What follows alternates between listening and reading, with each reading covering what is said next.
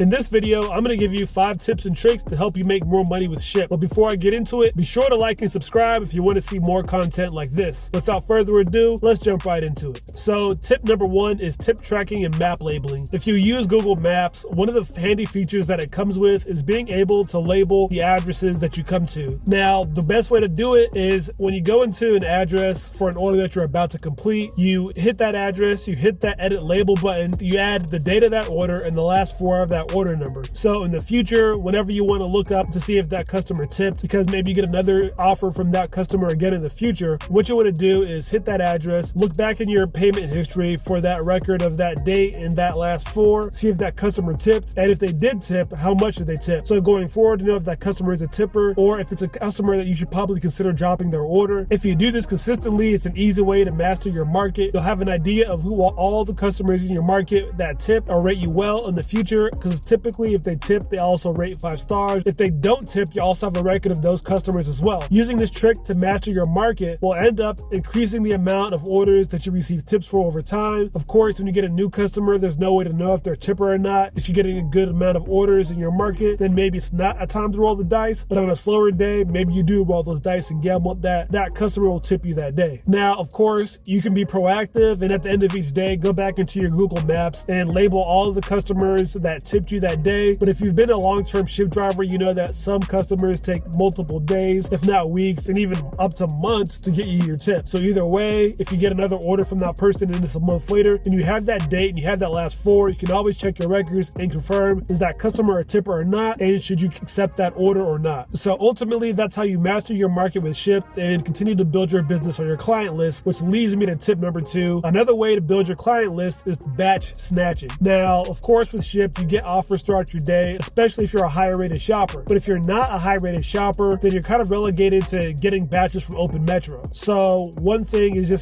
going in Open Metro any time of the day and seeing what's out there. But the smart way to do it, especially when there's a bonus running and you want to get batches that aren't on promo yet, is basically at 59 minutes into every hour to about the turn of the hour, there'll be a drop of orders. And if you're refreshing like a madman, I think I'll put a video up here or post up here, but while I show this happening, you'll see that new batch of orders drop in your Metro, and you'll have a quick opportunity for about 30 to 45 seconds to accept that order, and will typically drop in that time period or orders that are going to need to be delivered in the window about an hour from now. So you have a little bit of time to snatch that batch and claim that order before it becomes a promo order. It's typically about 30 seconds. So if you know your market and you're in an area where I don't care what the distance is, I'm gonna claim that order and then check where the drop off is after the fact, or if that customer is a tipper after the fact. Of course, there is some risk that you will accept an offer that goes further than you want to travel, or accept an offer for a customer that is a known non-tipper according to your records. So take that piece of advice with a word of caution. Nonetheless, a lot of times you also see that it's a new customer, somebody that you haven't delivered for, and the customer is a tipper. That's been my experience multiple times, or it's during a time when nobody wanted to accept a new customer. So you'll be the first opportunity to get a member match with that customer, especially if you do a good job and get a tip from them. Then in the future, you'll have a new member to potentially be on your member matches and earn money from, getting tips from, etc. Tip number 3 is to, whenever you're growing Shipt, you should almost always be chasing some type of bonus. In my market, Shipt has offers for bonuses pretty much every day. Sometimes it's a 3-day campaign where I have to complete 26 orders between Tuesday and Thursdays. But typically on Friday, Saturday, Sunday, and Monday, it's something like complete as low as 6 or as much as 12 orders and get a bonus that can range from an extra $40 to an extra $80, sometimes even an extra $120. Also, there's multiple different types of bonuses.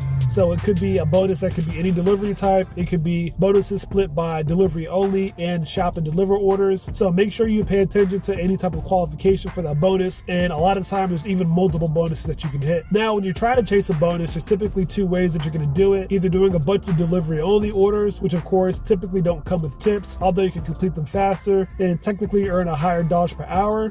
Your overall total earn may be lower. Now, the other side of the coin, with shop and deliver orders, you do have a higher probability of getting a tip. If you do what I talked about in tip number 1, you'll make more money doing the shop and deliver orders when you're getting your bonus and your tips together. Although there's a lot of places you can do shop and deliver orders at. The grocery stores that I go to in my market is Fry's. When I do a shop and deliver order there, if you can use their companion app and use the store mode, a lot of times when you're looking for an item in that store and you look up the item in the companion app for Fry's, it'll actually tell you exactly where in that store that item is. It'll tell you not only the aisle, but about where in that aisle, whether it's halfway down the aisle, on the left side of the aisle, the right side of the aisle, if it's it's in the back or wherever that item is, it'll make it a lot easier to complete that order. Now you do that over a couple of times and you can basically master that store as well. So always make sure you use your companion apps or use your apps the smartest way as possible to make those shop and deliver orders easier and help you make more money in less time. And tip number 5, last but not least, whenever you're shopping for an unresponsive customer and you have substitutions, you've texted them and you haven't been able to reach them, always give them a call. There's been a couple different times where I've tried to call the customer and I've got a message that it's not the right number. And so with that being said, I've been able to contact support, say, hey,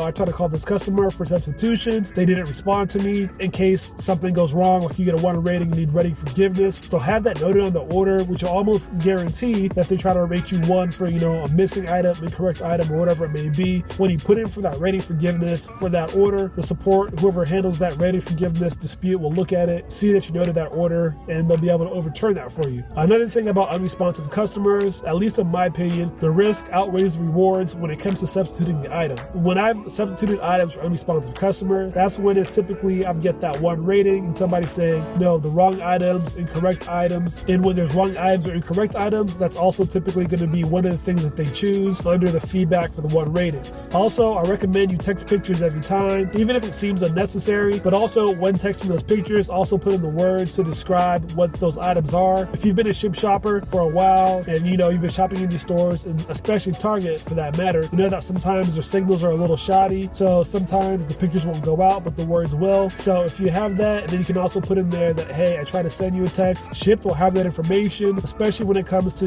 looking at your dispute for rating forgiveness if you, for whatever reason, get a 1 rating. Now, if you want to learn more about rating forgiveness, I recommend you watch this video right now. If you got value from this video, do me a favor and hit that like button, hit that subscribe button if you want to see more content like this, and until next time, dash optimally.